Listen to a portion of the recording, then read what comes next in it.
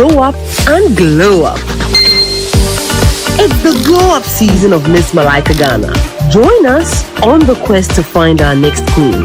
Miss Malaika Ghana, showing this and every Sunday on GHOne TV, 9 p.m. Miss Malaika Ghana, beautiful inside and out.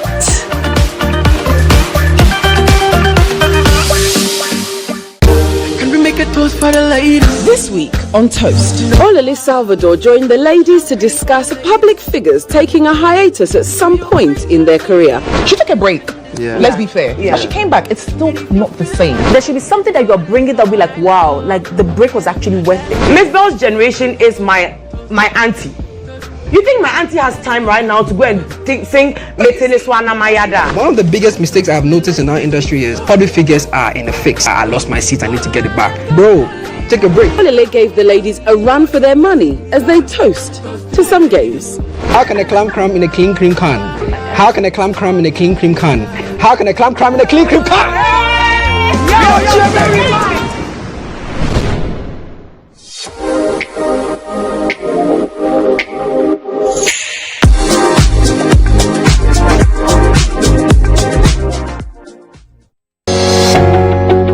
Reading is very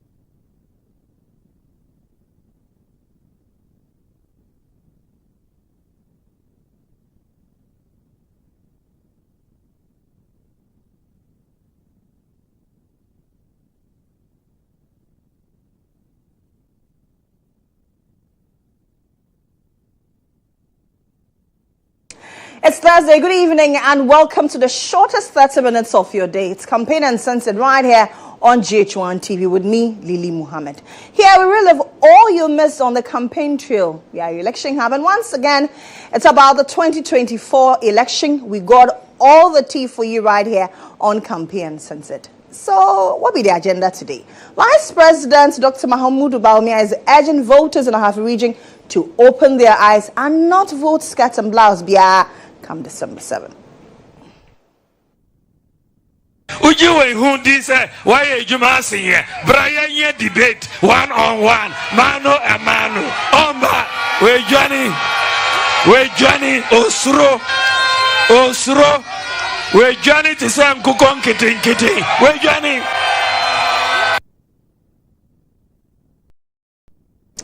GHOne Mohammed is back with more fire on the judiciary. Everybody looked up to Ghana as the model of democracy. Today, we are a bad model of democracy. Our judiciary is not independent. All our state institutions have been destroyed.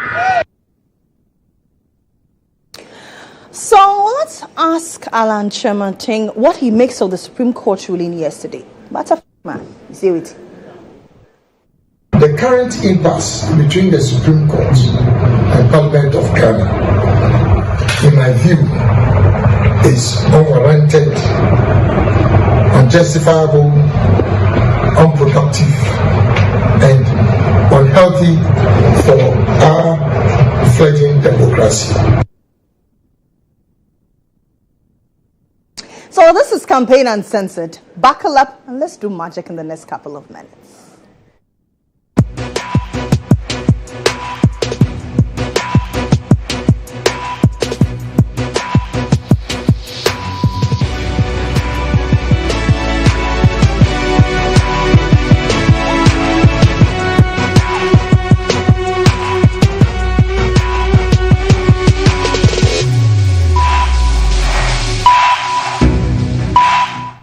This is certainly the shortest 30 minutes of your life, and with 37 days to December polls, the trail is blazing hot with jabs.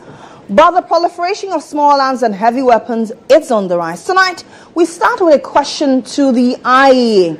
When is the presidential debate happening? Charlie, you whet one appetite, Kipo. Barely 24 hours after the Vice President, Dr. Mohammed Bawumia, posed some 50 questions to GHOne Mahama, he is back again with more fire. According to Dr. Bawumia, he says GHOne Mahama has run away from this debate. Mibisa umampenyi dada. Mesi umampenyi dada. Chireyen adie bako. Inshishe bako ode ababuwa Ghana for. Dumso ana confirm. Dumso ana confirm. Bako.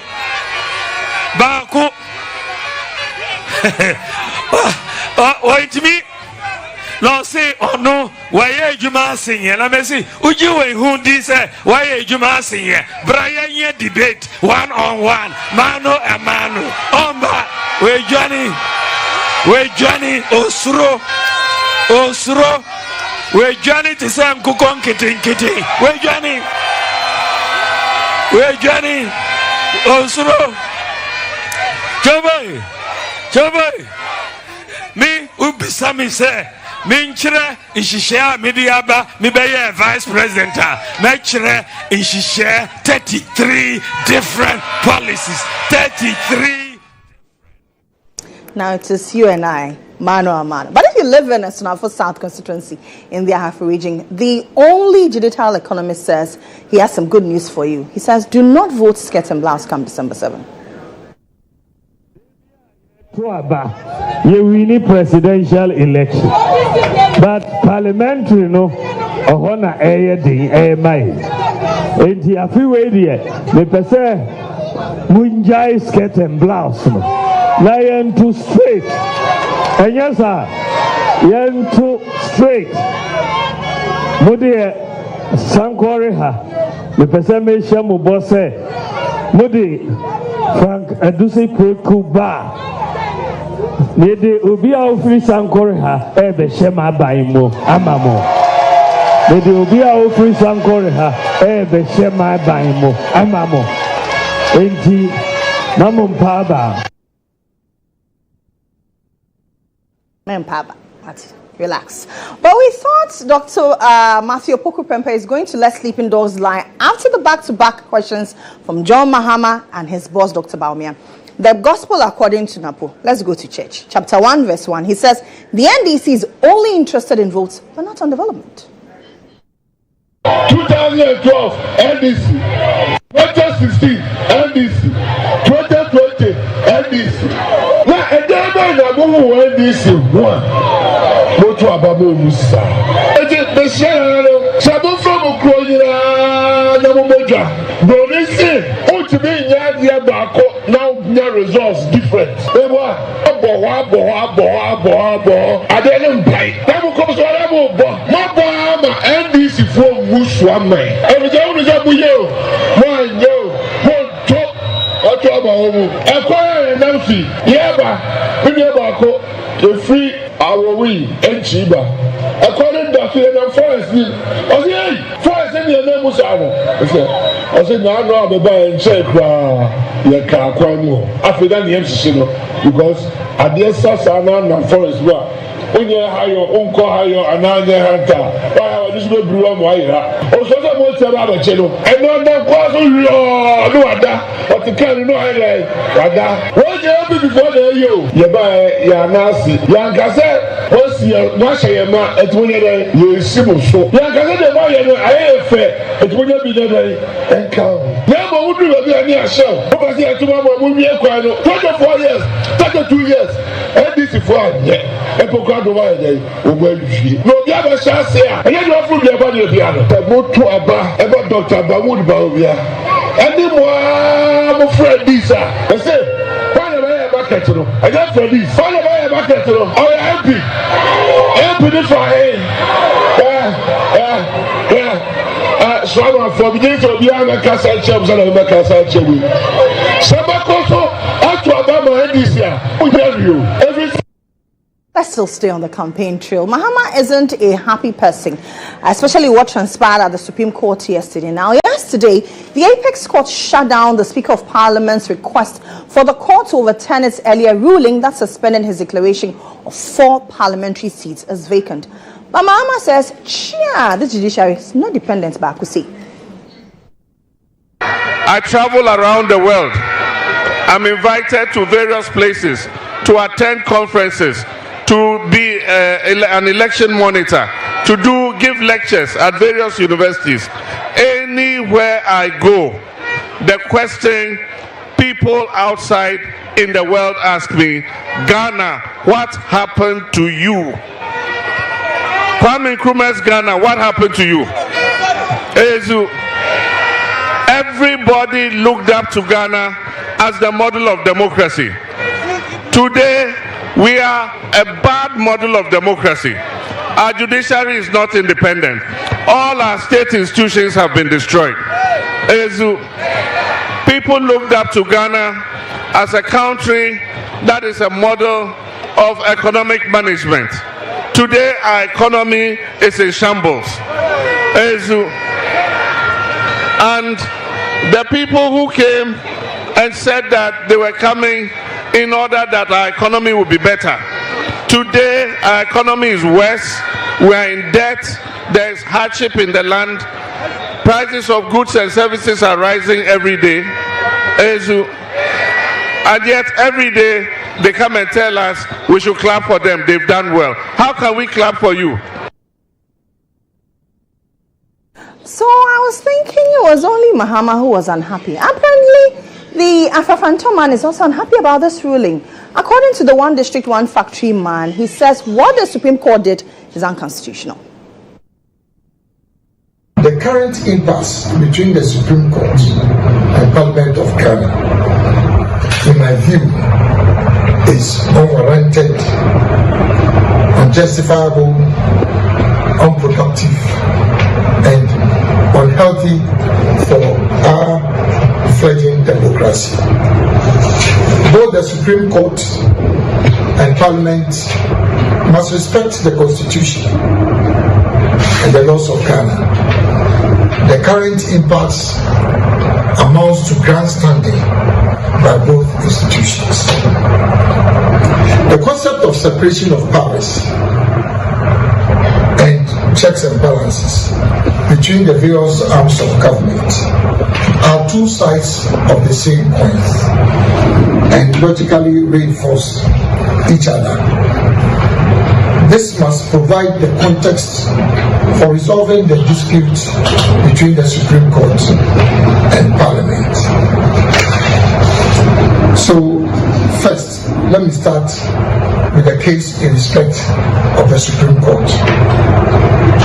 The Supreme Court, in its ruling on the application of the leader of the NPP caucus in Parliament, Honorable Alexander Afenyo-Markin, to reverse the ruling of the Speaker of Parliament on the status of the 4 members of Parliament, was, and in my considered and very respectful opinion, unconstitutional and could be described as an abuse of the power of the Supreme Court under Article 130, subsection 1, to interpret provisions of the Constitution. The Constitution of Ghana, rightly so, entrusts to the Supreme Court the responsibility of interpreting provisions of the Constitution. In this regard, the Supreme Court has both original and final jurisdiction for the interpretation of our Constitution. So it feels as though it is not just presidential candidates that the name Alexander Kwame Appiah-Marking is on their lips. The parliamentary candidate for the NDC, James Kofi Annan, says Alexander Kwame Appiah-Marking, majority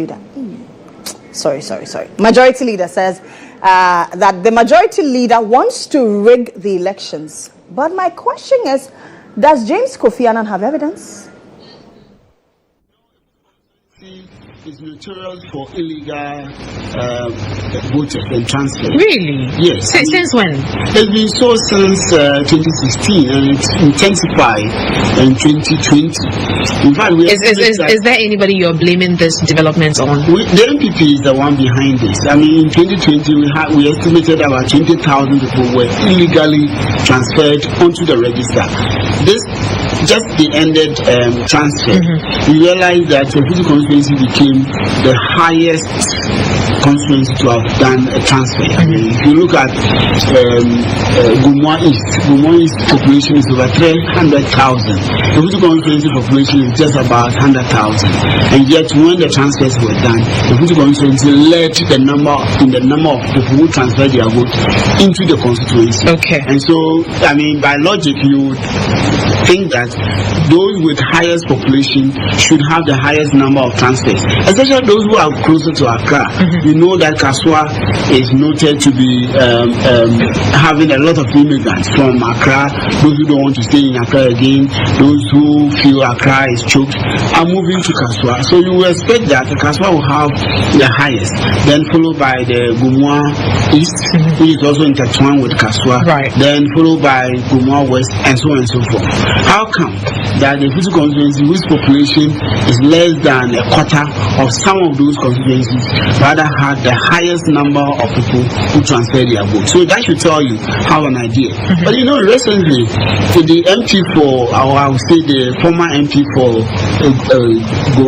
Agona West, Cynthia Morrison, just came out with accusation that the MPP, and she mentioned specifically that her constituents have told her that Appiah-Marking has been luring them with 1,000 Ghana cedis to come and register and vote in the Fuji constituency. Yes, it's in the news. I'm sure you have seen that. I have not verified that specific allegations, but I know that our register should not be even 60% of the number of voters on the register. I see. So what is the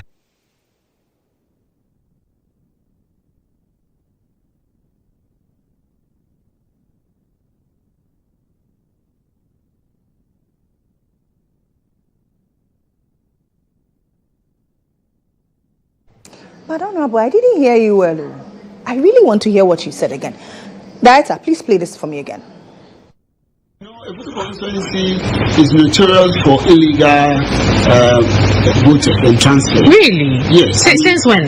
It's been so since 2016, and it's intensified in 2020. In fact, is there anybody you're blaming this development on? The MPP is the one behind this. I mean, in 2020, we estimated about 20,000 people were illegally transferred onto the register. This just the ended transfer. We realized that the Fuji constituency became the highest constituency to have done a transfer. I mean, if you look at GHOne East population is over 300,000. The Fuji constituency population is just about 100,000.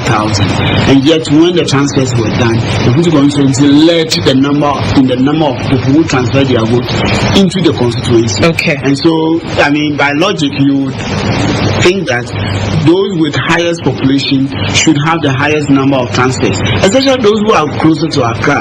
You know that Kaswa is noted to be having a lot of immigrants from Accra. Those who don't want to stay in Accra again, those who feel Accra is choked, are moving to Kaswa. So you will expect that Kaswa will have the highest, then followed by the Gumua East, which is also intertwined with Kaswa, then followed by Gumua West, and so on and so forth.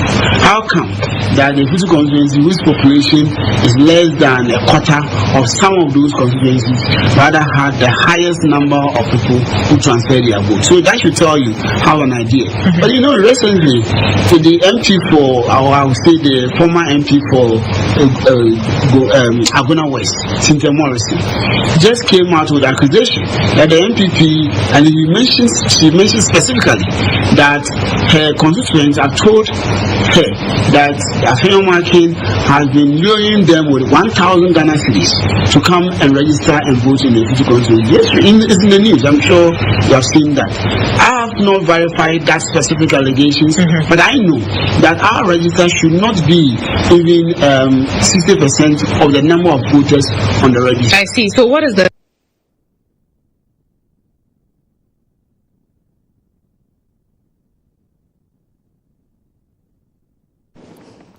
James Kofi Annan, Honorable Assembly, I'm assured of you. Anyway, so back Thursday, and you recall what happened in Techiman South during the 2020 elections. About 8 lives were lost. But the question remains, did we learn any lessons? Boko is raging. What have we learned from the proliferation of small arms and weapons? Let's speak to somebody who's well versed in this area. Joby Asante is Deputy Director PPE at the National Commission on Small Arms and Light Weapons. I beg your pardon. Thank you for joining us here. Say good evening. Good evening. I didn't get that. Good evening, my sister. Great. Good to have you. Do you have any data for us in terms of small arms and light weapons in circulation as of 2024?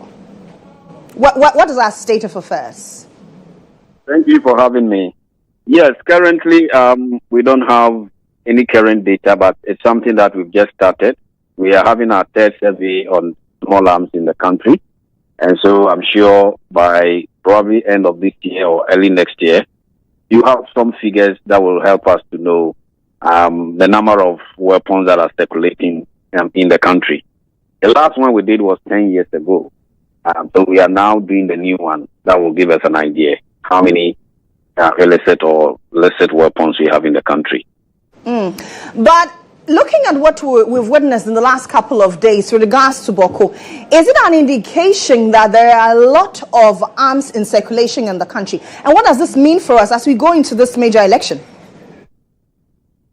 Well, thank you very much. I think with the Boko issue, I mean, we all know it's something that has been happening, periodically. It's something that has been in existence for a long time.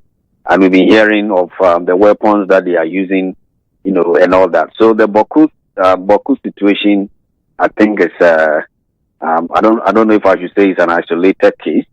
But of course, we've also been hearing, just as you said, people pulling guns. I mean, going on a peace walk and somebody brings out a weapon. I mean, what is the purpose of the weapon when we are going on a peace walk and you are going on a campaign to tell people why you want them to vote for your candidate to be elected as the president from 2025 to 2028, or why somebody should be elected as a member of parliament? What is the need for us to be putting guns or using guns?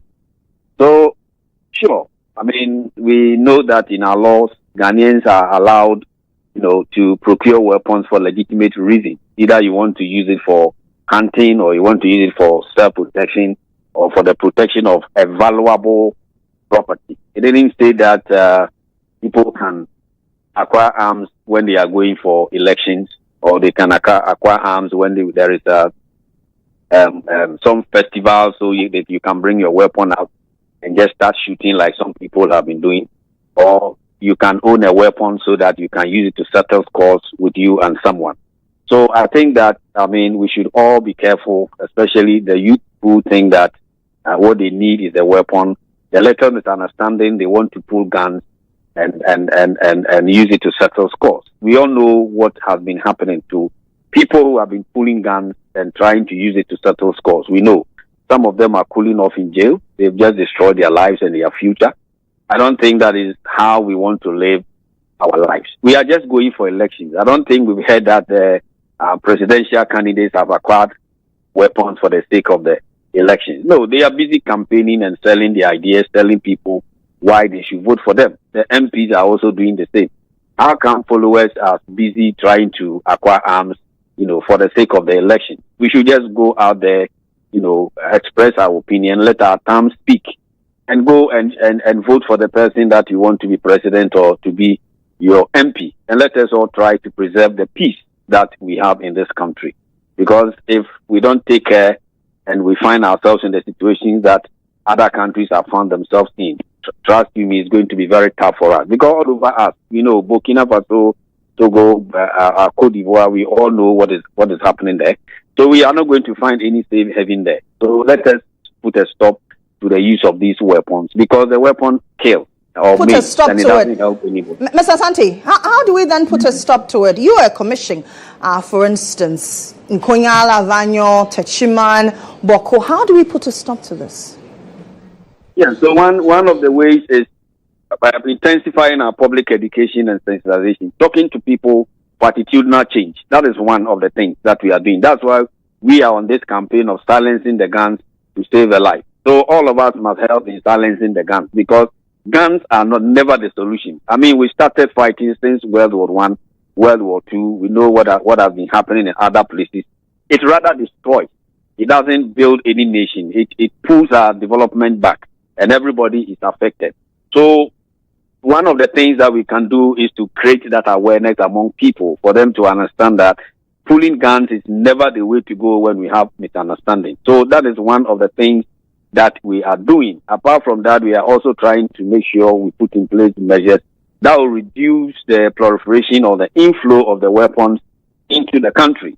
So as we speak, we are in some of the key borders collaborating with the other security agencies to make sure that, we don't have weapons coming into the country or even weapons going out of the country. So we are doing some of these bits, all right? Others will talk about our blacksmiths, some of whom have been manufacturing these weapons for people in the name of self-protection. But you never know when they get a weapon, what they are going to use it for. So we have been trying to mobilize them into associations. We are sensitizing them, creating awareness among them.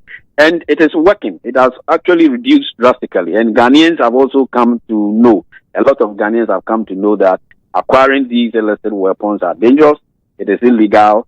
And if the law gets hold of you, it's a first-degree felony. It can land you into jail for a minimum of 10 years. So these are some of the things that we are doing to make sure, as I speak, we are going to different towns.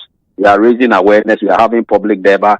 We are creating that awareness for all of us to understand that the peace that we have is something that we should treasure, protect it, so we do not go to these elections with the intention of going to war or going to fight anybody. So it is very, very important. We are collaborating with the Electoral Commission, for example, and messages are coming out.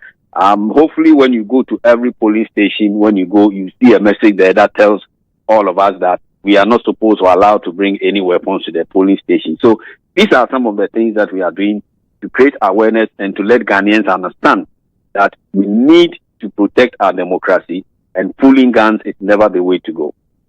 All right, JB, thank you very much for speaking to us. That's JB Asante. He is a Deputy Director at the National Commission of Small Arms and Light Weapons. That said, for Campaign Uncensored, you know that here it is unfiltered, but definitely the truth. Thank you very much. My name is Lily Mohammed. I'll see you again at 6:30. We'll do an extensive conversation on Boko because a youth group is calling for a commission of inquiry. Is that the way to go? Good evening.